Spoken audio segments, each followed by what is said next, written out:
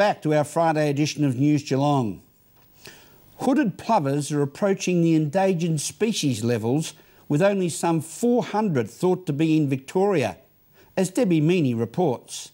The Great Ocean Road Coast Committee looks after our environment and the birds and animals that live here as well. I caught up with some of the members from the Great Ocean Road Coast Committee to tell us about the endangered hooded plovers and what we can do to look after them. Point Road Night, where we are here, they're the most successful hooded plovers in Victoria. So they breed really well, but the problem is that they like to nest on the beach, which is a really vulnerable spot for these particular birds, and they're quite small, so they go unnoticed, often by beach users. We're working with Birds Australia, fencing off nesting sites, putting up signage to let people know that it's a wildlife refuge, and putting up signs also for keeping dogs out of the area, making them no dog zones. I think just having the signs and people constantly monitoring these plovers, people are becoming more aware about these animals and they're changing their behaviours. So even this year we found we've had more chicks actually fledgling because of these activities. So there's been 2 chicks that have fledged, which is quite good, doesn't sound like much, but they would have, say, had 3 eggs laid at each stage, but only 1 would have made it, so it's still a success in our mind. Last season it was something like 16 birds were fledged. Don't quote me on that, but I'm pretty sure that was about the right amount. So it's not huge, but hopefully in the long term we'll see some big increases.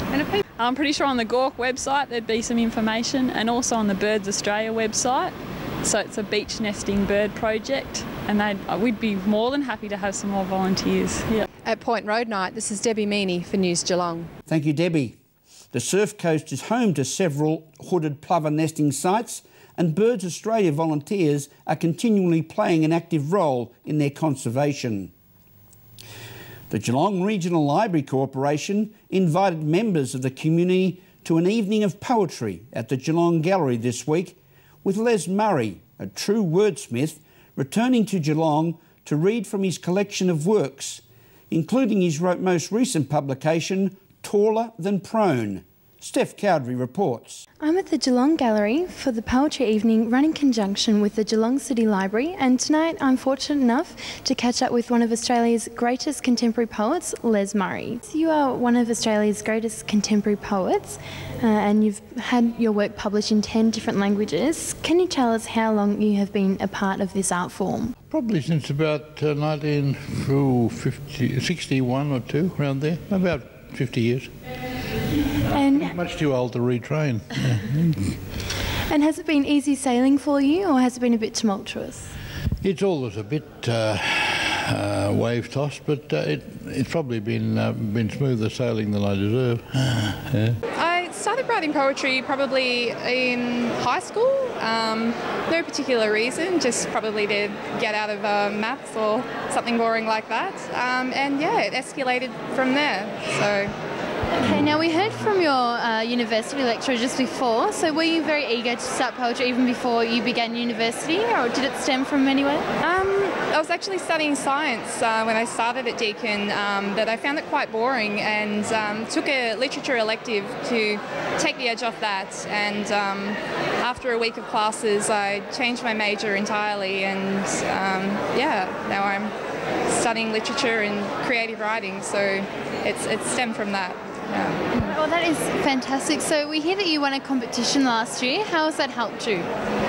It's helped me enormously. I won the Whitmore Press Poetry Idol manuscript, which was a huge accomplishment, and I'm still overwhelmed. It's helped me a lot to get my name out there, obviously, and to the book will be reviewed by my peers and other poets. So yeah, it's helped me a lot. Stephanie Cowdrey at the Geelong Gallery, News Geelong. Thank you, Steph, and thank you to the Geelong Gallery for partnering with the Geelong Regional Library Corporation for the event and providing a beautiful venue from which all attendees enjoyed and appreciated the major literary event. It's on again, the Wild Women Water Day being held at Point Impossible, where female surfers of all ages, surfing abilities and styles have the opportunity to experience the thrill of participating in a surf competition in a fun, non-threatening environment. Debbie Meaney reports. Wild Women Water Day is happening on the 26th of February. Emma Webb, one of the locals, told me about just how females of all ages and abilities can get together in a not-so-competitive environment. Emma, tell me about the competition you've got coming up. Well, it's called the Wild Women Water Day and it's on the 26th of February at Point Impossible, and it's just a girls' festival to get everyone together, shortboard, longboard, stand-up paddle, so it's going to be a really good day. And the stand-up paddle, this is the first time in Australia? Yeah, it's the first time it's been added to a girls' surf festival, so we think we're pretty unique adding it. And it's, you know, there's a lot of girls out there that do it in Victoria, so it should be a good aspect to the event. And it's all ages, all levels? Yeah, all ages. The oldest age group we have is over 35s, but you know, there's mums in it, there's kids, there's under 16s, so it's just for everyone to get out there and basically have a go. It's not for the elite level, it's just for participation really.